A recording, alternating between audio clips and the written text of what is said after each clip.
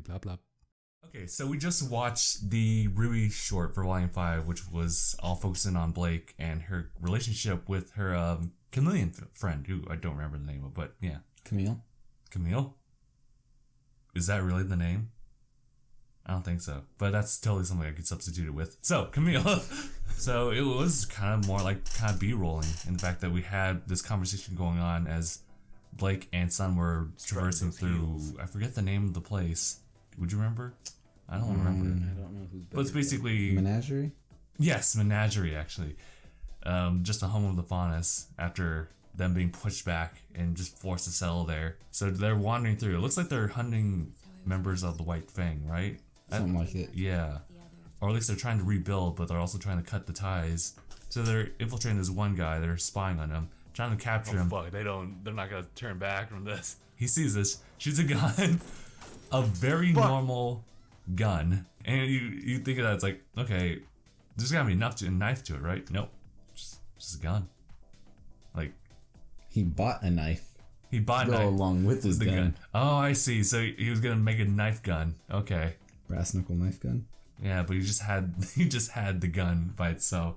Wasn't quite ready yet. So yeah, so they're chasing him down as like this whole conversation between, in the past, by the way, Blake and I guess Camille substituting. It just kind of shows like how she kind of came to be, why she joined the White Fang, how she was back as a student. She was totally normal, just based like on her appearance.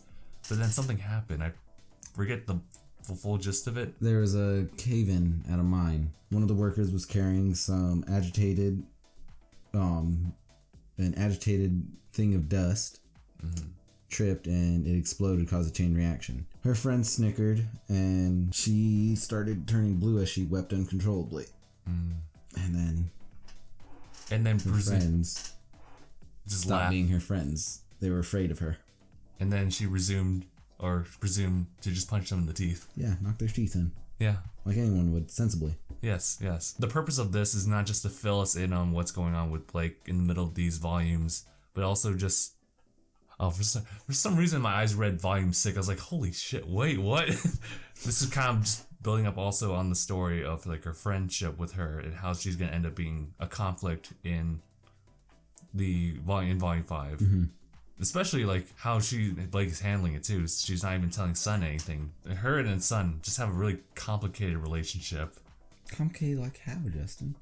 I mean, they're supposed to trust each other, and sure, Sun's definitely on board with that, but Blake is also very hesitant to admit everything to him. So it's kind of weird. I don't know how I feel. I mean, have you watched the Y short? Nope. Oh, okay. Well, I have, and I guess that one was okay because that was also like more of a flashback. So I think these character shorts deal with more character development or more lore about what they do. So you can actually just not watch this and you'll be totally fine for volume 5. But this is just kind of like the history of Remnant type stuff. Kind of, except more micro. Well, yeah. I don't know how I feel about these. I guess they're cool. It's just something I'm pretty sure I could just like live without and just like go on with like volume 5. But it's definitely interesting to see how things turn about. I will say this, as far as the animation, I felt that it really shined in Weiss's character short versus this one. This one seemed pretty normal. It was different from volume 4's animation. They're constantly improving on that, but maybe it's because like there's like extra like lighting and shading involved because of like the color quality is way better. Yeah, and just Menagerie is just like Always Sunny.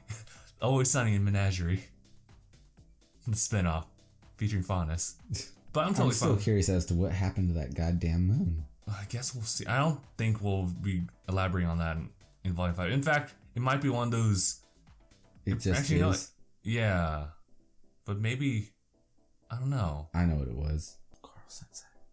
Carl Sensei. Yeah, I'm not sure about that. But yeah, that's as far as I have as far as elaborating on this Blake trailer. It's just nice little filler, and there's not really. I guess they'll also work on Yang and maybe RWBY. I don't think, maybe not RWBY, but probably Yang. Probably something in the past. I'm not sure where they really cover it, except for maybe like in their childhood training with Papa Yang or Chai Yang. and RWBY. And that's all I can really get out of it. You know what? I think for RWBY, I think they would go as far as back as showing Summer, the mother of RWBY. And no, I think maybe if they did show Yang, they would show maybe that story that she told to Blake once. It was just kind of how Yang was just pulling RWBY on a little wagon. They were trying to, I guess, search for, I guess, her mom and how she rescued them for a split second or something like that. I don't remember that whole thing, but maybe it could be something like that. But that's all I got. Oh, okay. All right. Shall we call it good then? Yeah. All right then. So thank you guys so much for watching. Well, I guess we'll see you guys in the next character short if we choose to do it. But yeah. All right. Thank you guys so much for watching. # bye everyone. Oh no. I was like, where's my mouse? Where's the mouse?